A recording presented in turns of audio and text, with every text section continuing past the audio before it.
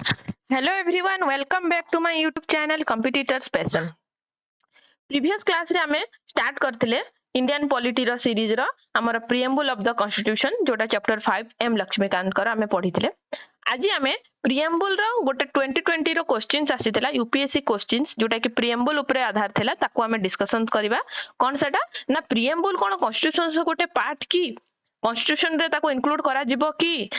Option अच्छी चार्टा option चार्टा भितर हमर कोटा प्रिएम्बल विषय ठीक अच्छी कोन कॉन्स्टिट्यूशन हमर दीटा पार्ट आमे देखिबा। फर्स्ट हला कॉन्स्टिट्यूशन रो पार्ट ना नुह तापर देखिबा लीगल इफेक्ट तार अच्छी ना नाही कौन अच्छे आमे देखिबा प्रिएम्बल उपरे माने बहुत वेरी वेरी इंपोर्टेंट टॉपिक कि is the preamble is part of the constitution और नॉट। ठीक अछि तो ताकू डिस्कशन करिया पूर्वरु आमे जस्ट गुटे क्विक रिकैप कर दबा कहा विषय रे ना प्रिएम्बल विषय रे। प्रिएम्बल जोटा को आमे कहूचु प्रस्तावना। कौन ये प्रस्तावना फर्स्ट आमे देखिले आमे पळेबा हमर जेतेबेले स्वाधीन हला भारत 1947 रे आमे स्वाधीन होई गले। हमको हमर जो कॉन्स्टिट्यूशन फ्रेमवर्क अछंदी जो माने कॉन्स्टिट्यूशन फ्रेम करथिले तांको लागिला कि हमको गोटे कोन रो जरूरत अछि कोन दरकार अछि ना हमको गोटे रूल बुक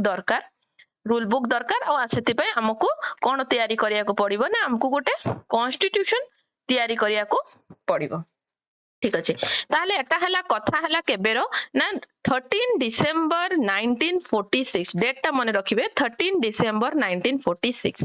कौन हेतिला ना हमर जवाहरलाल नेहरू ठीक सही समय रे 13 डिसेंबर 1946 रे जवाहरलाल नेहरू कौन करथिले ना हमर जो संविधान सभा पाखरे गोटे प्रस्ताव देइथिले हमर कॉन्स्टिट्यूशन विषय रे जोटा के हमें कहूछु ऑब्जेक्टिव रिजोल्यूशन देइथिले आनिथिले आ ए जो ऑब्जेक्टिव रिजोल्यूशन टा परे जाई कि कोन हे गला ना ऑब्जेक्टिव रिजोल्यूशन टा परे जाई कि हे गला प्रिएम्बल। ठीक अछि एटा तो थिला हमर हिस्ट्री कथा कि हमर प्रिएम्बल टा कोठू मेनली अना जायथिला मैक्सिमम पार्ट प्रिएम्बल रो कोठू आसीथिला ना ऑब्जेक्टिव रिजोल्यूशन रो आसीथिला। ठीक अछि ताले कोन ए जिंसटा हमर रूल बुक कोन पुनी प्रिएम्बल कोन देख रूल माने कोन हला जोटा को हमको फिक्स हमको जोटा निहाती फॉलो करिवा को ही पड़िबो। फॉर एग्जांपल मने कर तुम घरे गोटे घर रे कि रूल अछि कि हमर संडे दिन हमको एई जगह को जिबार अछि एवरी संडे हमर छुट्टी हबो एवरी संडे हमर एटा रूल अछि एवरी संडे तुमको छुट्टी दिया जिवो तो तमे जनरेशन पर जनरेशन हमर समस्त माळी आछे संडे माने छुट्टी संडे हला माने छुट्टी हबो कि मने कर क्रिकेट रे तुमको गोटे रूल करा हला कि तुम क्रिकेट तो खेलिबो बट जदी नाइबर घर को क्रिकेट गला जदी नाइबर घर को बा तुम पड़ोसी घर को बॉल गला देन तमे कोन हे जिवो आउट हे जिवो।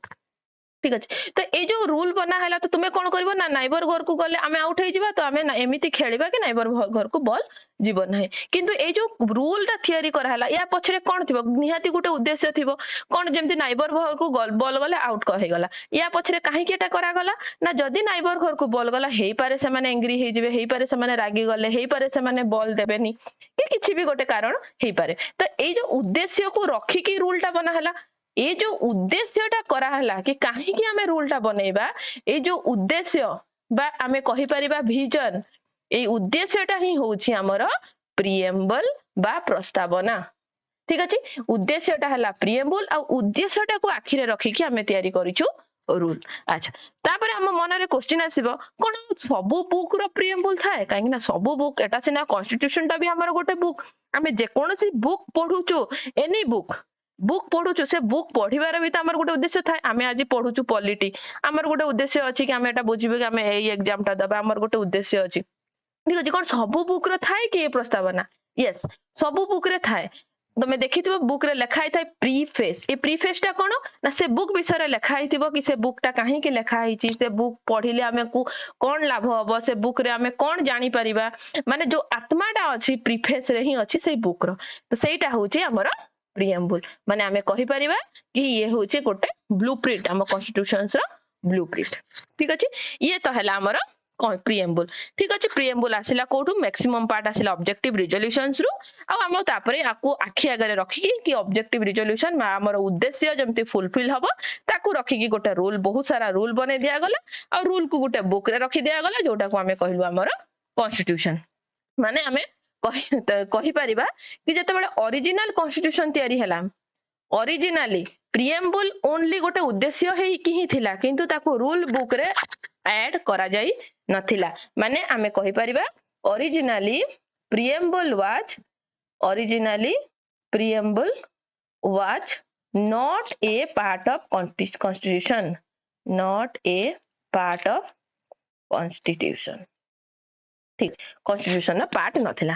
तापरे एई भलिया आमे रूल को आखि बुझी फॉलो करि चलले पीढ़ी पर पीढ़ी जनरेशन पर जनरेशन 1 बाय 1 चलला जेमिते रूल अछि कि हां नाइबर घर को क्रिकेट खेलिले से आमे आउट हे जिवा चली छि रूल चली छि बट जेते बेले किछि जनरेशन बीती गला तापर क्वेश्चन उठिला व्हाई काहे कि आमे करबानी रूल रे हमको चेंज करिया को पड़ो काहे कि आमे रूल टाको पालन करबा फॉर एग्जांपल जो आमे कहू जे नाइबर घर को आमे करियानी मने कर एमिति जनकर घर अछि जहा पाखरे केही भी नाइबर नाहाती बा नाइबर घर कोन सेटा ता निज घर ही हेई गला तो ताको खेलिबारी तो किछि प्रॉब्लम नाही काहे कि ना हमर उद्देश्य थिला नाइबर एंग्री हबो बट नाइबर ही तो एठी नाही एटा भी निज घर एटा भी निज घर तो हमको कोन दरकार पड़ला हमर कॉन्स्टिट्यूशंस रे किछि किछि रूल को चेंज करिवार आवश्यक हला जोटा को आमे कहूछु अमेंडमेंट कहूछु कहीं ना हमर किछि जो उद्देश्य रखी के रूल को करा हितला जदी सेथिरे किछि प्रॉब्लम हैला बा हमकु ताको फुलफिल करिया पे रूल को चेंज करिया को पड़िबो आमे ताको कहिबा अमेंडमेंट ठीक अछि चलला तापरे आमे आसीबा 1960 रो कथा 1960 रे हला केते बेरुबारी केस रे माने बेरुबारी केस रे हमर जो सुप्रीम कोर्ट कहिला कोन ना प्रिएम्बल होउची हमर उद्देश्य प्रिएम्बल कोन करे ना संविधान निर्माता जो माने थिले हमर संविधान निर्माता मानकर विचार को जानिया को हेल्प करे संविधान निर्माता मानकर विचार जानिबा को सहायता करे संविधान निर्माता मानकर कोन उद्देश्य थिला जे से माने बनैथिले किंतु प्रिएम्बल हमर पार्ट नुह 1960 रे बेरुबारी केस रे सुप्रीम कोर्ट को सेही सेम कथा कहिला कि preamble is not part of constitution जो पार्ट नुह ठीक अछि से माने कहिले कि हमर खाली एतिकी कि समय हिसाब रे रूल तो चेंज हबो किंतु जेमिति तार उद्देश्यटा जो संविधान निर्माता मानकर जो विचारटा चेंज न हो किंतु प्रिएम्बल को कोनोसी हिसाब रे सुप्रीम कोर्ट ग्रहण कला नाही कि preamble is part of constitution तापरे आसिला नेक्स्ट 1967 रे जोटा थिला हमर गोलोकनाथ केस रे मध्य जे हमर न्यायमूर्ति थिले सुप्रीम कोर्ट रो न्यायमूर्ति जे थिले से कहिले कि संविधान रो आत्मा होउची प्रिएम्बल से एई कथा कहिले किंतु तथापि कोनोसी प्रिएम्बल रे कोनोसी लैंडमार्क डिसीजन आसी नथिला लैंडमार्क डिसीजन को केस रे आसिला लैंडमार्क डिसीजन आसिला हमर 1973 रे जोटा को हमर केशवानंद भारती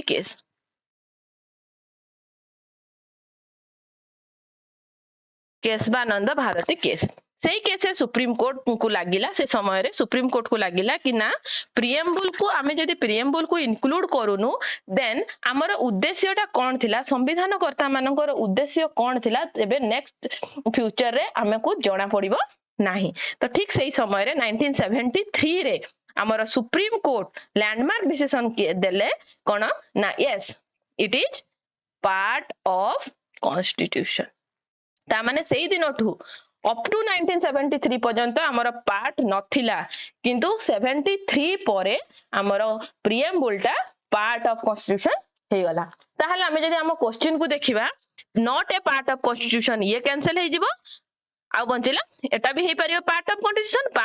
पार्ट ऑफ तापर देखिबा नेक्स्ट पार्ट हला कोन लीगल इफेक्ट तार अछि कि नाही ठीक अछि तो सेम जते बेले ए केशवानंद भारती केस हला केशवानंद भारती केस रे ये तो कही तो देले कि ये part of the constitution but एठी गोटे डिसीजन देइथिले कि but it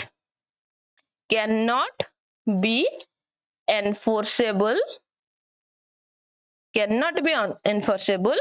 in court of law माने हमें प्रिएम्बल को नहीं कि कोर्ट ऑफ लॉ रे आकु इनफोर्सेबल कहि करि परिबा नाही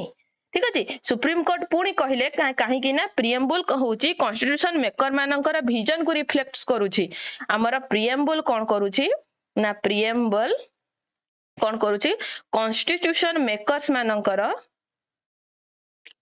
कॉन्स्टिट्यूशन मेकर मानकर विजन बा तांकर उद्देश्य को रिफ्लेक्ट करूची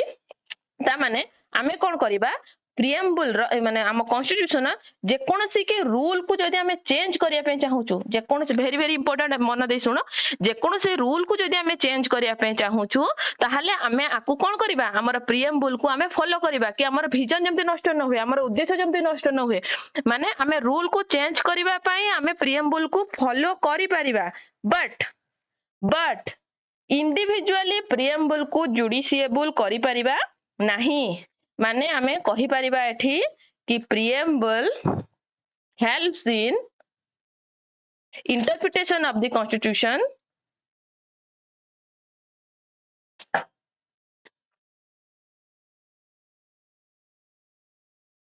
and if a part is possible जदि गोटे पार्ट पॉसिबल अच्छे कि एई पार्ट को हमें एई पार्ट को बा माने प्रिएम्बुल रो गोटे पार्ट को उद्देश्य फुलफिल करिया पे आउ किछि रूल को चेंज करिया को पड़िबो हमें ताकू चेंज करि पारिबा बट इंडिविजुअली माने ओनली गोटे पार्ट प्रिएम्बुल ओनली गोटे पार्ट को हमें लीगली जस्टिसेबल करि पारिबा नाही ठीक अछि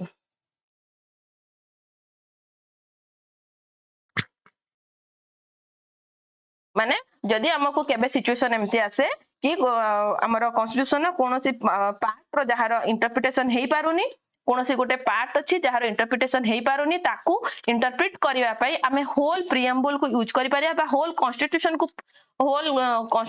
को हमें अंडरस्टैंड करिया पई बा बुझिबा पई ता विजन को बुझिबा पई हमें प्रिएम्बुल को फॉलो करि पारिबा बट प्रिएम्बुल रो कोनोसी लीगल इफेक्ट